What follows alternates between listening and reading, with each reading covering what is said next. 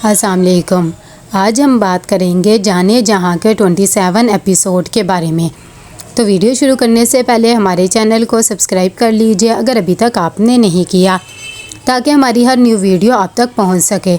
यहाँ पर जैसे ही गुलज़ेब आती है और आकर तबरेज़ को कहती है, मैं आपसे एक बात करना चाहती हूँ, मैं चाहती हूँ कि मैं आपसे शादी कर लूँ और ये मैं अपनी खुशी से बात कर रही हूँ। ये सुनकर तबरेज़ बहुत ज़्यादा खुश हो जाता है और वो कहता है कि मुझे तो लगा था फिर से तुम कहने आई होगी कि मैं ये जॉब छोड़ रही हूँ या रिज़ाइन कर रही हूँ या मैंने आज आना नहीं है।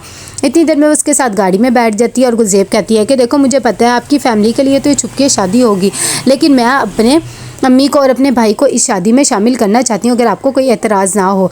तबरेज़ कहता है कि नहीं, मुझे कोई भी एतराज़ नहीं है, तुम्हारा पूरा हक बनता है, तुम जिससे चाहो उसे इस शादी में शामिल कर लो, मैं कुछ भी नहीं कहूँगा। दूसरी तरफ यहाँ पर बहुत ज़्यादा शहनाम परेशान होता है और उसे महानूर की याद आ रही होती है। साथ ही वो नज़म पूरी करता है जो महानूर ने उसे आधी सुनाई होती है, वो उसके लिए पूरी नज़म लिख देता है। इतनी देर में यहाँ पर आयशा महानूर को कहती है कि आज भी कितनी तेज़ बारिश हो रही है। जिस दिन शहराम भाई की बर्थडे थी उस दिन भी इसी तरह बारिश हो रही थी, वही दिन याद करवा रही है। महानूर कहती है कि मेरी ज़िंदगी में तो बहुत से ऐसे दिन हैं जो याद करने वाले हैं, लेकिन मैंने अब वो सारी यादों को दफन करके रख दिया है। आयशा कहती है कि क्या आप उन्हें भूल जाएंगी, आप तो उनसे बहुत ज़्यादा मोहब्बत करती हैं। महानूर कहती है कि मेरे लिए मेरे माँ बाप की इज़्ज़त से बढ़कर कुछ भी नहीं है।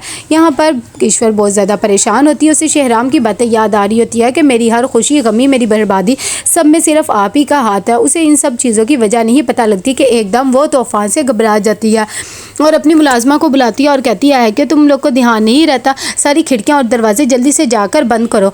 जब वो आती है मुलाजमा तो वो कहती है कि अच्छा ठीक है, मैं अभी बंद करके आती हूँ, मुझे ख्याल नहीं रहा। ईश्वर कहती है कि जल्दी से जाओ। दूसरी तरफ तूफ़ान बहुत तेज़ बढ़ जाता है। शहराम सारी चीज़ों का बंदोबस्त करता है क्योंकि गांव में बहुत से ऐसे लोग होते हैं जो बेघर हो जाते हैं और बच्चों को इन चीज़ों की ज़रूरत पड़ती है। वो सारी चीज़ें रखवाता है और कहता है कि किसी भी चीज़ की कमी नहीं रहनी चाहिए।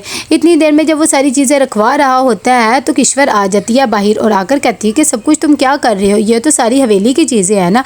शहराम कहता है कि हवेली में भी तो पड़े पड़े ऐसे ही सड़ रही थी और वैसे भी मैं तो ऐसा ही हूँ, मुझसे तो कोई हंस के बात करे तो मैं उसके लिए जान भी दे देता हूँ। और अभी इन सब चीज़ों की हमें नहीं ज़रूरत, बल्कि गाँव वालों को इन सब चीज़ों की बहुत सख्त ज़रूरत है, इसीलिए हमें उनकी मदद करनी होगी। लोगों के घर तक बह गए हैं। दूसरी तरफ महानूर की अम्मी भी बहुत ज़्यादा परेशान होती है, वो भी अपनी सारी चीज़ों को अंदर कर रही होती है और कहती है कि ये तो तूफ़ान ने सब कुछ बर्बाद करके रख दिया। कि एकदम महानूर को ख्याल आता है कि अम्मा हमारे सर के ऊपर तो छत है, लेकिन बहुत से लोग ऐसे हैं जिनके सरों के ऊपर छत भी नहीं है, वो क्या करेंगे। यहाँ पर ईश्वर की माँ भी आ जाती है और आकर कहती है कि मेरा दिल घबरा रहा था, तुम्हारी याद आ रही थी इसीलिए मैं आ गई। बच्चे कहाँ पर हैं? अब्दुल भी अब लगता है बड़ा हो गया है।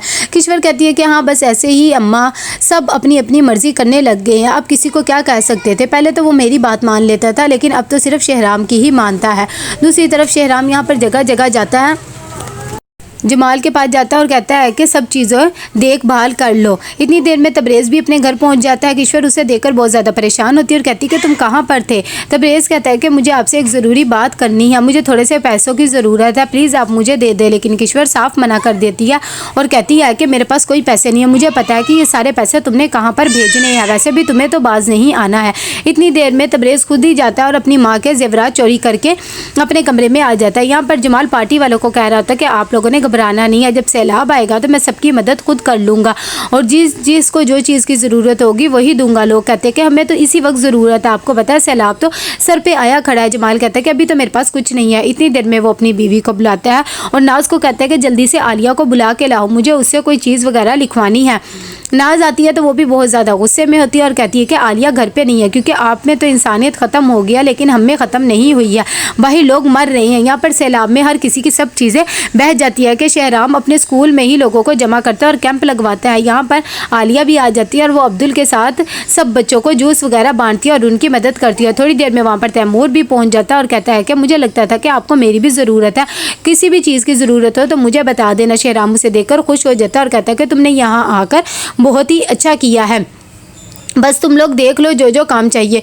अब्दुल जब इन दोनों को साथ देखता है तो वो कहता है कि भाई ये सब कुछ क्या हो रहा है, वैसे भी आप इनसे बहुत ज़्यादा मोहब्बत करते थे। लेकिन शहराम कहता है कोई बात नहीं। यहाँ पर जब सबको खाना दे देते हैं तैमूर कहता है कि ये आप जाकर शहराम को भी खाना दे दे, लेकिन महानूर मना कर देती है। इतनी देर में उसके अब्बू की कॉल आ जाती है। वो अपने अब्बू को कहती है कि अभी तो मैं घर नहीं आ सकती, लोगों को मेरी यहाँ पर बहुत ज़्यादा ज़रूरत है, आपको पता ही है।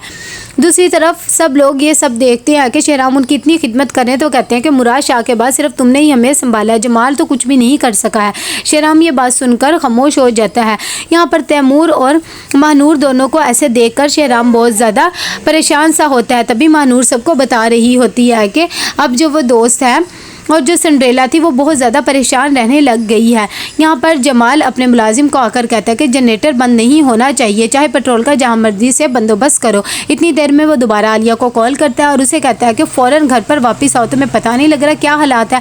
आलिया कहती है कि आप में तो वैसे भी इंसानियत ख़त्म हो गई है, मैं ऐसे घर नहीं आऊँगी, और अगर आपने नहीं आना यहाँ पर तो ना आए। लेकिन शहराम उसे समझाता है और कहता है कि वाकई बहुत ज़्यादा रात हो गई है, मेरे ख्याल से अब तुम्हें घर वापस चले जाना चाहिए। आलिया उसकी बात मानकर घर चली जाती है।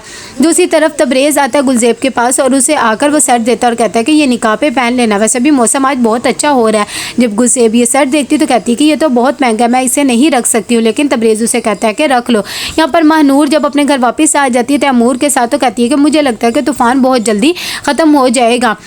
तैमूर कहता है कि इतना प्यारा मौसम है और आपको तूफ़ान की पड़ी है, मैं आपसे कुछ चंद प्यार की बातें करना चाह रहा था, लेकिन आप तो कोई रिस्पॉन्स ही नहीं दे रही है। यहाँ पर किश्वर रात को डर के उठ जाती है और कहती है कि अम्मा मुझे बहुत ज़्यादा घबराहट हो रही है। उसकी अम्मा कहती है कि भाई तुम नमाज वगैरह पढ़ा करो और सो जाओ, कुछ भी नहीं होता है।